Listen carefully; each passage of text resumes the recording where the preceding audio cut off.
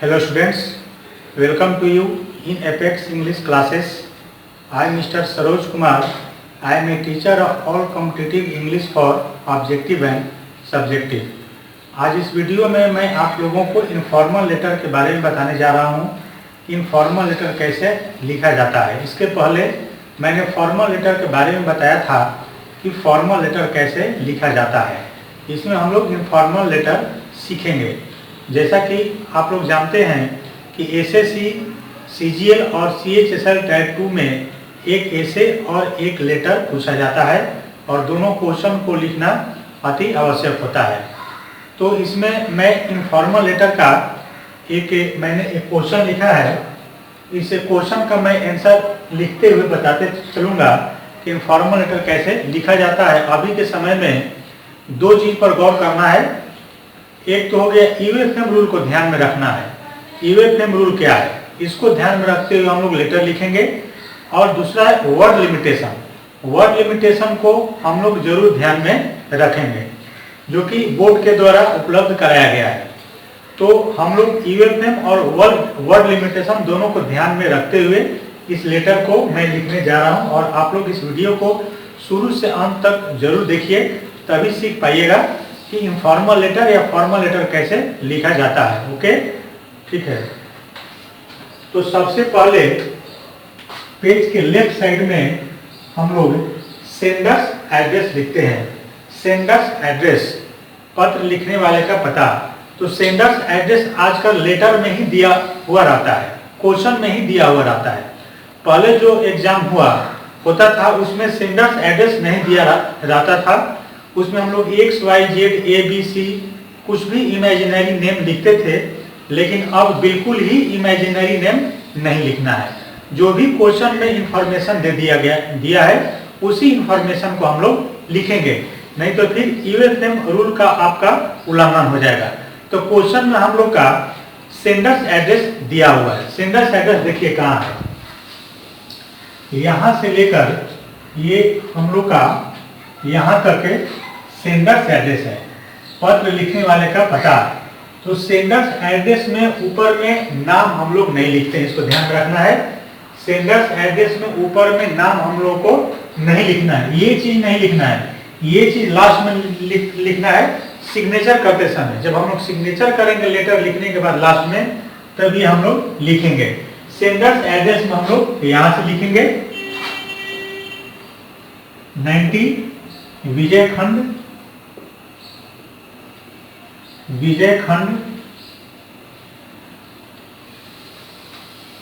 गोमती नगर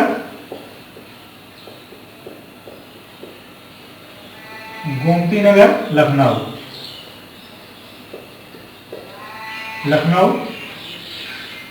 110062। अब देखिए एक चीज समझना है इसमें, ये हमारा हो गया सेंडर्स एड्रेस। सेंडर्स एड्रेस का मतलब होता है पत्र लिखने वाले का पता। तो पत्र लिखने वाले इसमें कौन है, विद्यार्थी है, स्टूडेंट्स हैं जो आप लोग एग्जाम दे रहे हैं। वही आप लोग क्या हो गए, वही क्या हो गया, सेंडर्स एड्रेस हो गया, आप लोग सेंडर हो गए। तो इसमें आप देखिए यूएफएम रूल क्या है। यूएफएम रूल को समझना है। यूएफएम का मतलब होता है unfair means rule. UFM rule का मतलब क्या होता है, अनफेयर मीन्स रूल।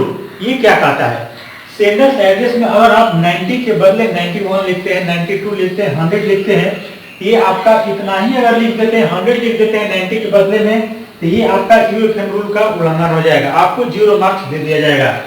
विजय खंड के बदले अगर आप विजय नगर लिख देते हैं, कुछ भी लिख देते हैं जो इन्फॉर्मेशन दे दिया, इसके अलावा अगर आप कुछ भी अलग से लिखते हैं तो बोर्ड समझ जाएगा कि वो आप अपना एड्रेस, पर्सनल एड्रेस लिखे हैं। इसीलिए यहाँ पर यूएफएम रूल का उल्लंघन हो जाएगा। सेंडर्स यूएफएम रूल यही कहता है। गोमती नगर के बदले अगर आप नेहरू नगर लिखते हैं तो आपका क्या हो जाएगा, यूएफएम रूल का उल्लंघन हो जाएगा। लखनऊ के बदले अगर आप दिल्ली लिखते हैं या फिर 11006 के बदले 63 लिखते हैं तो ये आपका यूएफएम रूल का उल्लंघन हो जाएगा। यूएफएम रूल यही कहता है कि अलग से कोई भी चीज आपको नहीं लिखना है, नहीं तो 0 मार्क्स आपको दे दिया जाएगा। जैसा कि आप लोग देखे होंगे 25 फरवरी 2020 को जो CHSL टायर 2 का रिजल्ट आया था उसमें 4560 विद्यार्थी को 0 मार्क्स दे दिया गया है लेटर में, जबकि उन्होंने लेटर में अच्छे मार्क्स प्राप्त किए हैं। इसलिए लेटर लिखते समय यूएफएम रूल को ध्यान में रखना अति आवश्यक है और उसमें कुछ नहीं करना है। यूएफएम रूल के लिए कुछ नहीं करना है, क्वेश्चन पहले बार बार पढ़ना है, क्वेश्चन बार बार पढ़कर समझ लेना है कि क्वेश्चन में कौन कौन इंफॉर्मेशन दिया है, कौन कौन इंफॉर्मेशन नहीं दिया है। ठीक है, यही आपका यूएफएम रूल कहता है। अब एक चीज समझिए, आजकल पैटर्न में चल रहा है कि यहाँ कॉमा का यूज नहीं करना है। पहले होता था, पहले हम लोग करते थे, लेकिन यहाँ पर कॉमा का यूज हम लोग नहीं कर रहे हैं। तो कॉमा का यूज क्यों नहीं करना है? इसलिए नहीं करना है कि कॉमा का रूल है, ध्यान समझना है, कॉमा का रूल है कि अगर हम कोई सेंटेंस कंटिन्यू लिखते हैं, अगर कोई सेंटेंस कंटिन्यू लिखते हैं और उसमें बीच में कहीं रुकावट की आवश्यकता पड़ती है तो वहां पर कॉमा का प्रयोग हम लोग करते हैं। कॉमा का ही मतलब होता है अर्धविराम। तो यहाँ पर ये सेंटेंस कंप्लीट सेंटेंस नहीं है, यहाँ पर ये उसका टुकड़ा है, भाग है, इसलिए यहाँ पर कॉमा का प्रयोग हम लोग नहीं करेंगे। यहाँ पर एंड है, अगर इस चीज को हम लोग यहाँ लिखते, गोमती नगर को यहाँ लिखते तो हम लोग कॉमा का प्रयोग यहाँ करते। जैसे क्वेश्चन देखिए लिखा हुआ है, you are Sunil Avlik Sunita a resident of 90। अब देखिए यहाँ पर कॉमा का यूज होगा, इसलिए कि एक पार्ट से जैसे ही हम लोग सेकेंड पार्ट में जाएंगे, सेकेंड पार्ट से जैसे थर्ड पार्ट में जाएंगे, ये पूरा सेंटेंस यहाँ से यहाँ तक लेकर एक कंटिन्यूस सेंटेंस का निर्माण हो रहा है, इसलिए यहाँ पर कॉमा का प्रयोग किया गया है। यहाँ पर कॉमा का प्रयोग होगा, यहाँ पर कॉमा का प्रयोग होगा, लेकिन यहाँ पर कॉमा का प्रयोग नहीं होगा। इसीलिए आज का कॉमा का प्रयोग नहीं किया जा रहा है, इसको ध्यान में रखना है। यहाँ देखिए कॉमा यूज किया गया है, इसलिए किया गया है कि 90 हाउस नंबर है, विजय खंड ये दूसरा चीज है, तो ये दोनों के बीच में कॉमा का प्रयोग होगा, लेकिन यहाँ कॉमा का प्रयोग नहीं होगा। क्लियर? ये लेटर का हमारा कौन पार्ट होता है? फर्स्ट पार्ट होता है। Sender's address is the first part of a letter. अब हम लोग लिखेंगे सेकेंड पार्ट। तो जैसे ही फर्स्ट पार्ट से सेकेंड पार्ट में हम लोग लेटर में जाते हैं, हम लोग जब भी फर्स्ट पार्ट से सेकेंड पार्ट में जाएंगे तो एक लाइन छोड़ेंगे, एक लाइन छोड़ करके सेकेंड पार्ट में जाना है। हम लोग यहाँ पर एक लाइन छोड़ेंगे, यहाँ पर ये एक लाइन आपको एकदम छोड़ना ही छोड़ना है। उसके बाद लिखेंगे डेट। अब देखिए डेट हमारा क्वेश्चन में नहीं दिया है, डेट क्वेश्चन में मेंशन नहीं है, तो डेट कहाँ से आएगा? जिस डेट में आप एग्जाम दे रहे हैं उसी डेट को आपको लिख देना है। तो डेट आप लिखिए 17 अक्टूबर, यहाँ कॉमा देंगे 2020, या फिर आप ऐसे भी लिख सकते हैं अक्टूबर 17, 2020। ये डेट लिखने का तरीका है। इस फॉर्मेट को आपको या तो इसको लिखे या इसको लिखे। फिर यहाँ देखिए कॉमा का प्रयोग हम लोग नहीं करेंगे। क्यों नहीं करेंगे? इसलिए कि इसके आगे कुछ नहीं है। ये तो मैंने ऑब्लिक दिया है, ये तो या तो इस फॉर्मेट में लिखिए या इस फॉर्मेट में। यहाँ कॉमा का प्रयोग अवश्य होगा, ध्यान रखिएगा। ये डेट के बाद कॉमा का प्रयोग किया जाता है, पंक्चुएशन का कॉमा का रूल है। अगर आप यहाँ कॉमा का प्रयोग नहीं करते हैं तो ग्रामर में आपका एक नंबर हो सकता है कि काट लिया जाए।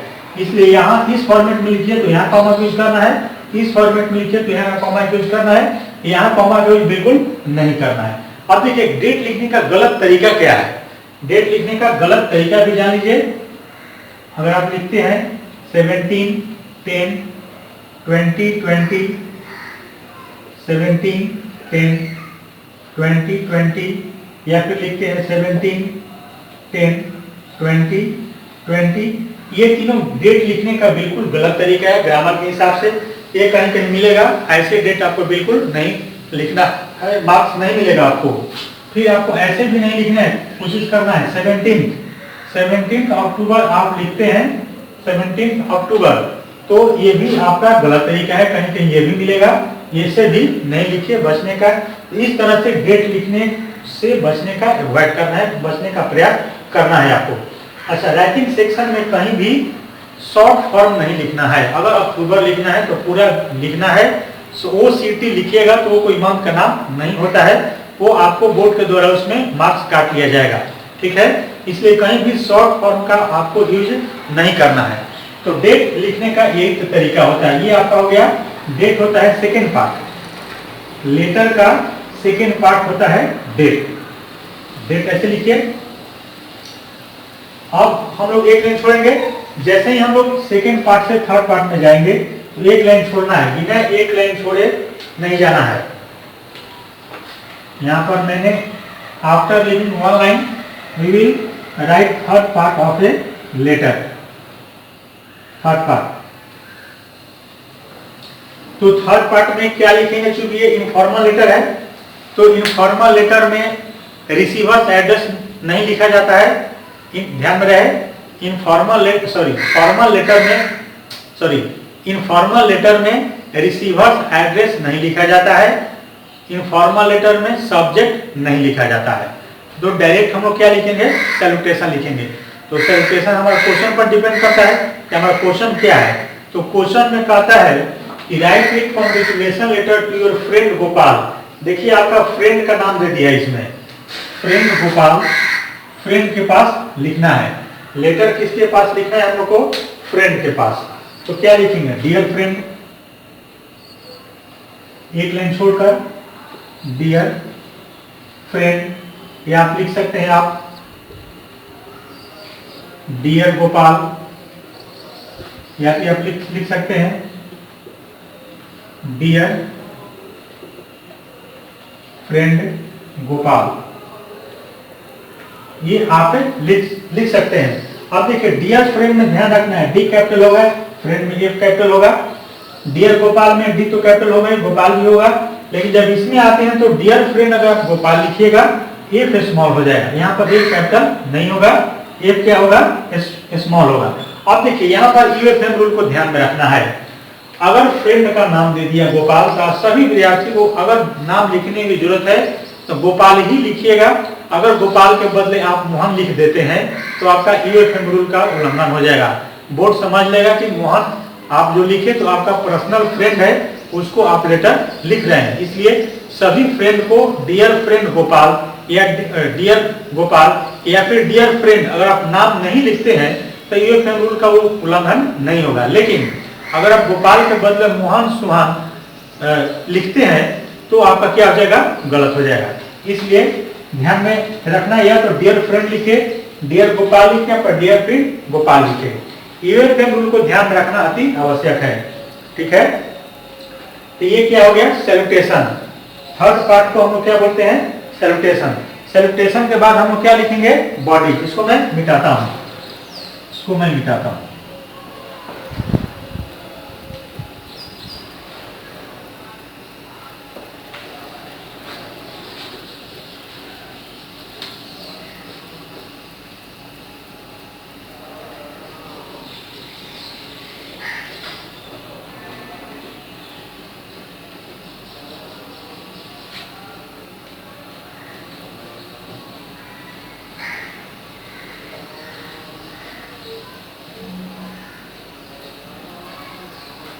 और देखिए बॉडी में क्या लिखेंगे हम लोग। बॉडी हमारा फॉर्मल लेटर का हो या इनफॉर्मल लेटर का हो, हमारा बॉडी 3 पैराग्राफ में लिखा जाता है। मिनिमम बॉडी को 3 पैराग्राफ में आपको लिखना है, मैक्सिमम आप 4 पैराग्राफ में भी लिख सकते हैं।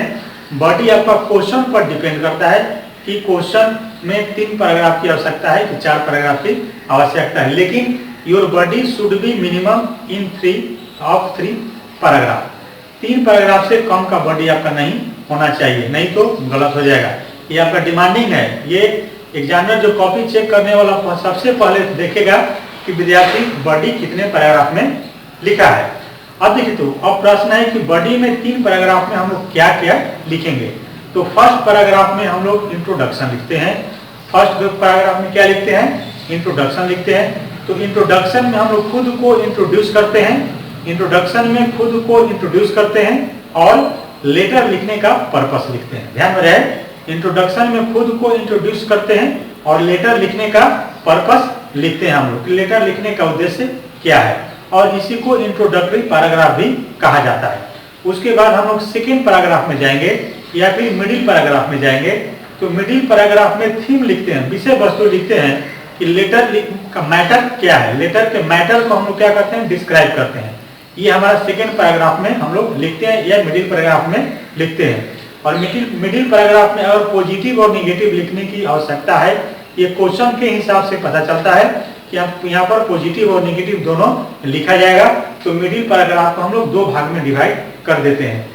और तीसरा पैराग्राफ में हम लोग कंक्लूजन निकालते हैं। कंक्लूडिंग पैराग्राफ होता है वो कि टोटल जो लेटर लिखे तो लास्ट में हम लोग क्या करवाना चाहते हैं या फिर क्या आशा करते हैं, इन चीजों का चर्चा हम लोग कंक्लूडिंग पैराग्राफ में करते हैं। तो मैं इंट्रोडक्टरी पैराग्राफ, मिडिल पैराग्राफ और कंक्लूडिंग पैराग्राफ को लिख रहा हूं। आप लोग भी लिखते चलिए कि क्या लिखना है, कैसे लिखना है। तो क्वेश्चन को पढ़ना है हम लोग को। क्वेश्चन कहता है कि write a letter to congratulation letter to your friend Gopal. आपका कोई मित्र गोपाल है, वो एसएससी में इनकम टैक्स इंस्पेक्टर के रूप में उसकी सिलेक्शन हो गई है और उनको बधाई पत्र हम लोग को लिखना है। तो आइए हम लिखते हैं इंट्रोडक्टरी पैराग्राफ में क्या लिखेंगे और कैसे लिखेंगे। सैल्यूटेशन के बाद एक लाइन फिर छोड़ना है, एक लाइन छोड़ते हुए इंट्रोडक्टरी पैराग्राफ आपका इंप्रेसिव होना चाहिए। इंट्रोडक्टरी पैराग्राफ जितना आप इंप्रेसिव लिखेंगे उतना ही कॉपी चेक करने वाले के माइंड में अच्छा इंप्रेशन आपके प्रति बनेगा। तो ये इंप्रेसिव इंट्रोडक्शन या लेटर ऐसे लिखने कैसे डेवलप होगा, बार बार जब आप प्रैक्टिस कीजिएगा लेटर ऐसे लिखने का, ये खुद डेवलप हो जाएगा। आई बिकेम, लिखिए आई became very happy. I became very happy when I knew that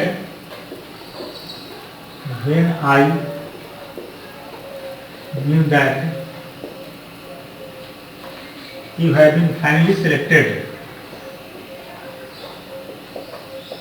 You have been finally selected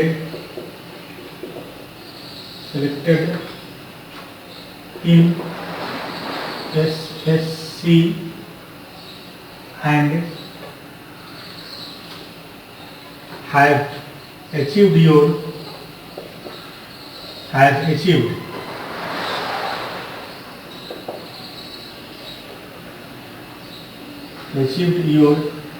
dream of working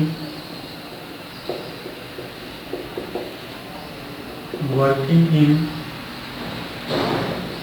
SSC as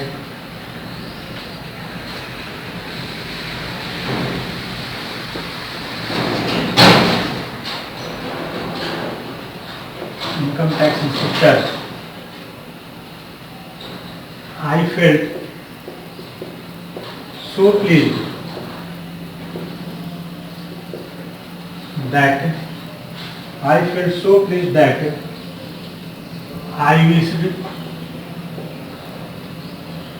wished I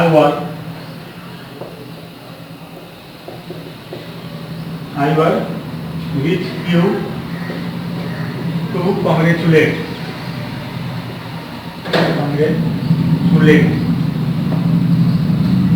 ये हमारा हो गया इंट्रोडक्टरी पैराग्राफ। इसको हम लोग कहते हैं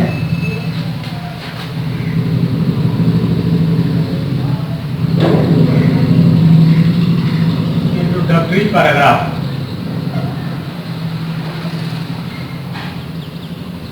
अब देखिए इंट्रोडक्टरी पैराग्राफ में मैंने क्या लिखा, आई बिकेम वेरी हैप्पी, मैं खुद को इंट्रोड्यूस किया।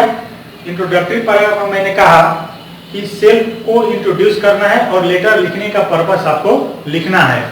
तो I became very happy when I knew that, मैं जाना कि you have been finally selected in SSC and have achieved the dream of working in SSC. आप प्राप्त कर लिए हो इनकम टैक्स इंस्पेक्टर के रूप में। I felt so please that, मैं इतना खुशी महसूस किया कि I wish I were with you to congratulate, मैं इतना खुश था जब मैंने सुना कि तुम्हारी सिलेक्शन हो गई है। तो मैं इतना खुश था कि इच्छा था कि बधाई देने के लिए मैं तुम्हारे पास रहता। तो लेटर ऐसे लिखिए जो लगे कि अंदर से आपका कुछ निकल रहा है, आपका फीलिंग्स जो है टोटल लेटर में दिखाई देना चाहिए। जब फीलिंग्स नजर आएगा तब आपको अच्छे मार्क्स से दिए जाएंगे, कंटेंट क्वालिटी आपका अच्छा होगा। तो लेटर लिखते समय हम लोग वर्ड को ध्यान रखना है। लेटर कितना लिखना है, 150 वर्ड्स में। एसएससी कहता है कि 150 वर्ड्स में आपको लेटर लिखना है आप 10% अप डाउन कर सकते हैं, 10% प्लस माइनस आप कर सकते हैं। इसका मतलब क्या हो गया, 135 टू 165 के बीच में हमारा लेटर होना चाहिए। अगर कम का होगा या ज्यादा का होगा तो या तो 0 मार्क्स दे दिया जाएगा या फिर बहुत सारे मार्क्स काट दिया जाएगा। इस चीज को ध्यान में रखना है। वर्ड लिमिटेशन कभी भी क्रॉस आपको नहीं करना है, ये भी यूएफए में चलाएगा। ना कम होना चाहिए ना ज्यादा होना चाहिए। इसलिए लेटर लिखने के पहले या ऐसे लिखने के पहले माइंड में 2-3-4 मिनट तक आपको माइंड में एक रोड मैप तैयार कर लेना है कि हमको क्या लिखना है क्या नहीं लिखना है। लाइन को वर्ड को गिनते हुए चलना है। मैंने इंट्रोडक्टरी पैराग्राफ लिखा तो कितना में लिखा, अब मेरे पास कितना वर्ड्स बच रहा है, उस हिसाब से लेटर या ऐसे आपको लिखना है, नहीं तो फिर गड़बड़ हो जाएगा। तो ये इंट्रोडक्टरी पैराग्राफ लिखा, अब मैं लिख रहा हूँ मिडिल पैराग्राफ। अब देखिए आप बधाई तो दे दिए, तो बधाई देने के बाद इस क्वेश्चन के अकॉर्डिंग क्वेश्चन का डिमांड है, जब हम किसी को बधाई देते हैं तो अब उसका हम लोग बड़ाई करेंगे, उसका गुणगान होगा, उसमें क्या क्या क्वालिटी है, उस क्वालिटी का हम लोग लेटर के माध्यम से चर्चा करेंगे। इसको मैं मिटाता हूँ।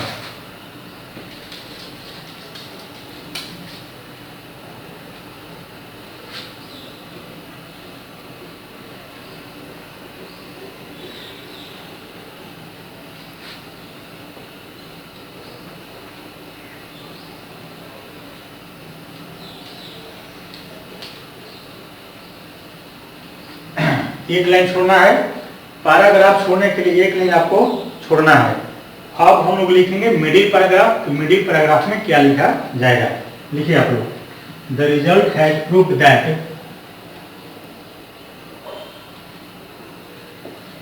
The result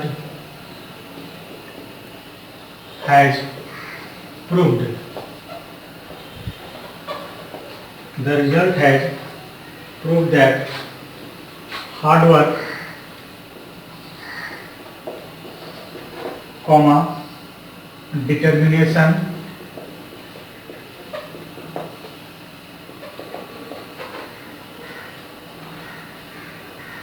hard work, determination and perseverance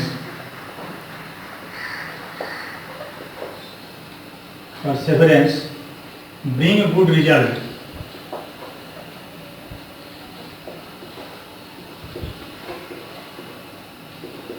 Bring good result. You were so much laborious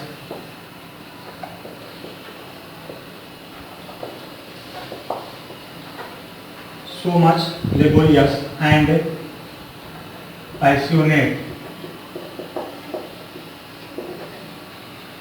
passionate about this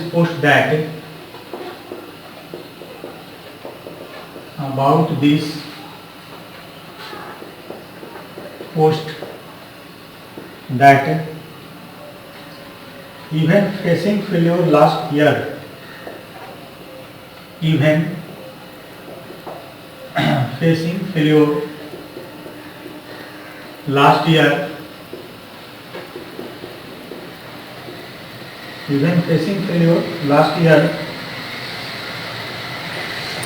you did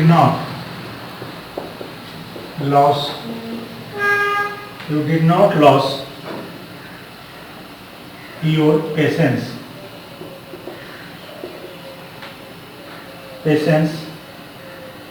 and instead you became more serious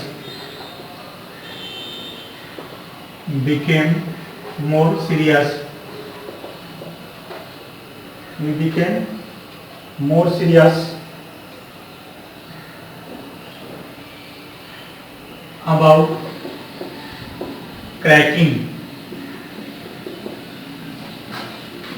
the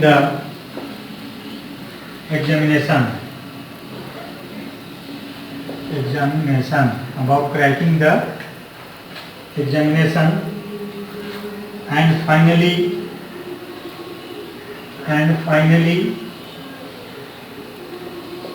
you did it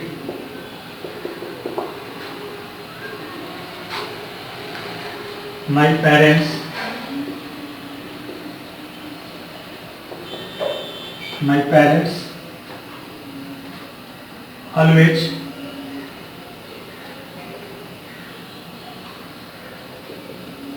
give me example. My parents always give me example about your willpower.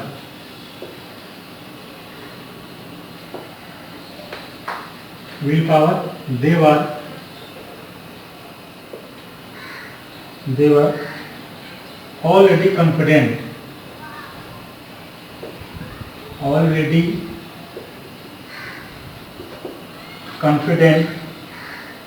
that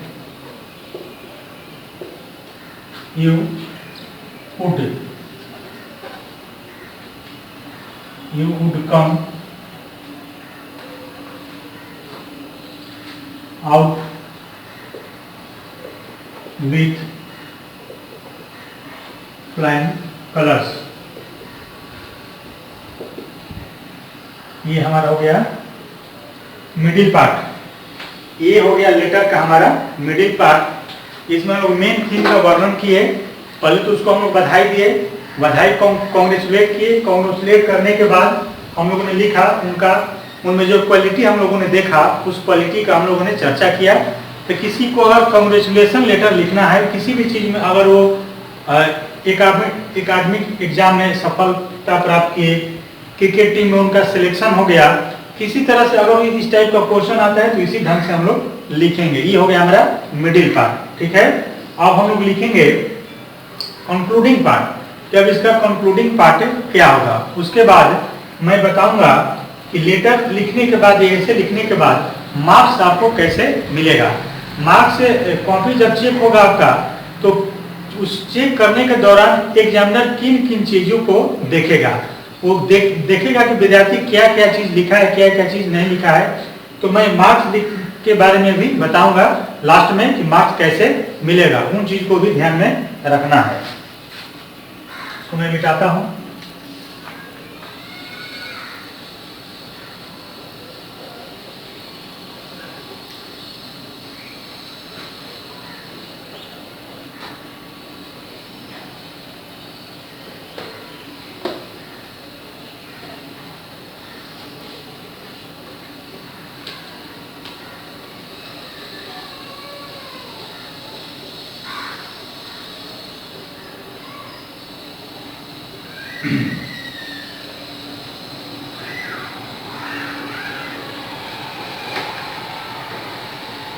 चलिए अब हम लोग इस letter का concluding part लिखते हैं कि concluding part में क्या लिखेंगे हम लोग।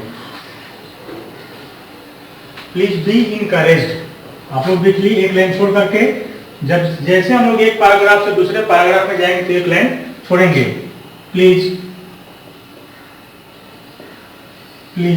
B encouraged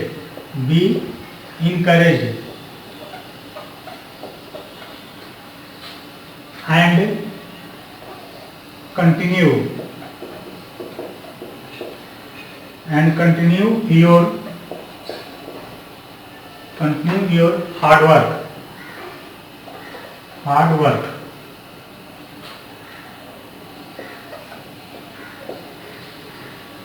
Your future is very bright. Your future is very bright. Your future is very bright. My parents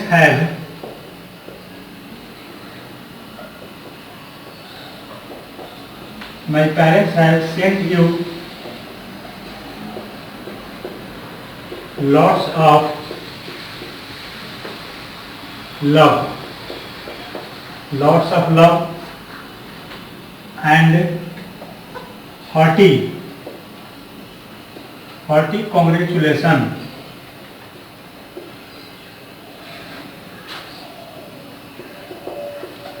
congratulations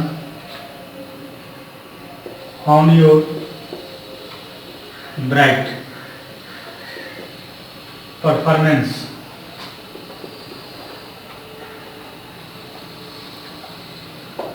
hottie performance. ये हम लोग का कंक्लूडिंग पार्ट हो गया। इसको हम लोग कहते हैं कंक्लूडिंग पार्ट, कंक्लूडिंग पार्ट या पैराग्राफ। ये कंक्लूजन हमारा क्वेश्चन पर डिपेंड करता है कि क्वेश्चन कैसा है। तो क्वेश्चन के हिसाब से हम लोग इंट्रोडक्शन लिखते हैं, क्वेश्चन के हिसाब से कंक्लूजन लिखते हैं, क्वेश्चन के हिसाब से बॉडी मेन थीम हम लोग लिखते हैं। हर लेटर में, जैसे कि हर लेटर में एक ही चीज स्टार्टर सेट नहीं करेगा, लिख तो लेंगे मगर सेट नहीं करेगा। बहुत सारे लेटर का प्रैक्टिस जब होगा तो पता चलेगा कि किस लेटर में कैसे स्टार्ट हमको करना है। ठीक है, अब यहाँ पर हम लोग एक लाइन छोड़ेंगे और कॉम्प्लीमेंट्री क्लोजिंग लिखेंगे। With lots of love and best wishes. ये हमारा लेटर का हो गया फोर्थ पार्ट, चौथा भाग। इनफॉर्मल लेटर का चौथा भाग हो गया बॉडी, टोटल बॉडी। कंक्लूजन क्यों नहीं, total body. With lots of love and, एक लाइन छोड़ने के बाद with lots of love and best wishes, best wishes full stop देंगे। फिर एक लाइन छोड़ेंगे हम लोग, एक लाइन, इसके बाद फिर एक लाइन छोड़ना है और क्या लिखेंगे, सिग्नेचर। योर, कोई बात नहीं, your friend, your friend Sunil. अगर आप लड़का हैं तो सुनील लिखिए, अगर आप लड़की हैं तो सुनीता लिखिए। ये क्वेश्चन पर डिपेंड करता है। जो सिग्नेचर क्वेश्चन में दिया था, यूर सुनील लवली सुनीता, तो इसको यहाँ चर्चा करेंगे हम लोग। अगर कोई डिजेनेशन है, मान लीजिए आप पीओ हैं, कुछ पोस्ट पर हैं, तो डिजेनेशन के ब्रैकेट में हम लोग चर्चा करते हैं, या फिर नीचे भी लिख सकते हैं। यहाँ कॉमा का यूज नहीं करना है, फुल स्टॉप को बिल्कुल नहीं करना है, यहाँ कॉमा फुल स्टॉप बिल्कुल यूज नहीं करना है। तो ये हो गया, ये होता है लेटर का फिफ्थ पार्ट, ये होता है लेटर का छठा भाग, इनफॉर्मल लेटर का। ये सब क्या है, इनफॉर्मल लेटर है। ओके, तो मैंने ये इस क्वेश्चन को, जो क्वेश्चन लिखा था उसका आंसर लिखा। इस तरीके से आपको इनफॉर्मल लेटर लिखना है। इस वीडियो को आप लोग जितना अधिक से अधिक हो सके लाइक और शेयर अवश्य करें मित्रों में, ताकि ये बहुत ज़्यादा फैले और सब लोग को इससे फायदा हो। और इसके बाद मैं लिखने जा रहा हूँ कि लेटर लिखने के बाद आप लोग समझिए कि मार्क्स इसमें कैसे कैसे मिलेगा आपको, कौन कौन चीज़ इसमें चेक किया जाएगा। तो मार्क्स हम लोग देखते हैं कि कैसे मिलेगा। इसको मैं मिटाता हूँ।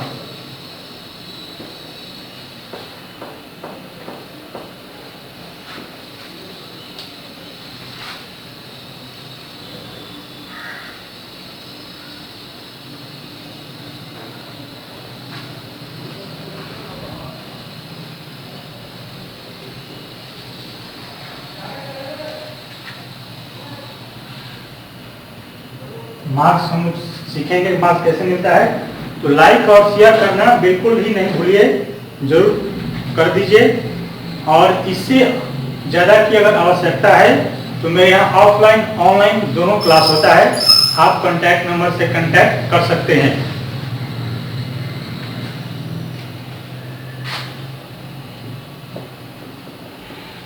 लेटर,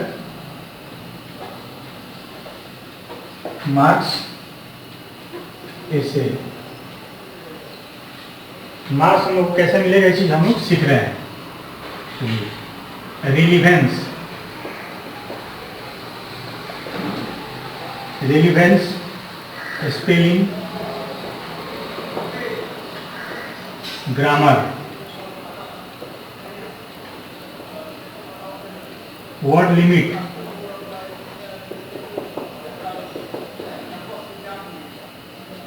कंटेंट क्वालिटी,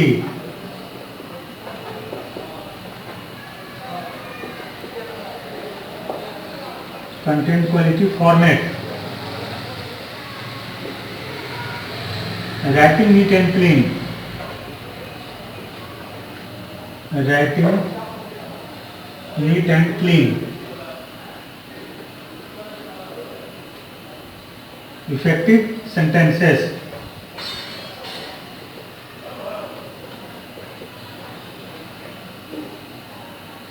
कोहेसिवनेस,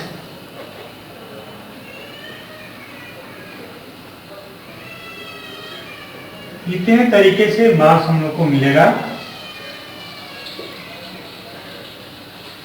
अब देखिए किसमें कितना मार्क्स मिलेगा, इस चीज को समझना है। रिलीवेंस के लिए आपको 10 मार्क्स मिलेगा,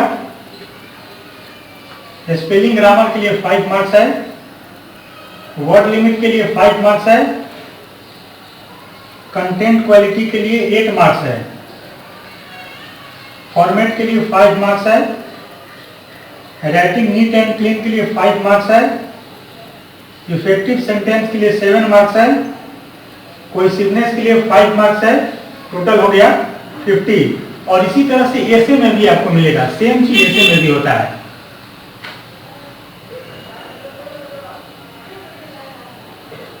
जब आप ऐसे लिखिएगा तो सेम चीज आपको मिलेगा, उसमें भी रेलिवेंस, स्पेलिंग, ग्रामर, ये जितना चीज है सब आपका चेक किया जाएगा, इसके हिसाब से आपका नंबर मिलेगा। तो ध्यान में रहे, अगर आप फॉर्मेट गलत लिखते हैं तो 5 नंबर काट लिया जाएगा।